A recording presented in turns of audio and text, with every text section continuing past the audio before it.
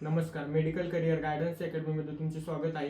आज आपण महाराष्ट्रातील जो पहिला राऊंड झाला त्या पहिल्या राऊंडचे गव्हर्नमेंट आणि प्रायव्हेट कॉलेजचे कट ऑफ या व्हिडिओमध्ये पाहणार आहोत। सर्वप्रथम आपण गव्हर्नमेंट कॉलेजचे कॅटेगरी वाईज कट ऑफ पाहणार आहोत।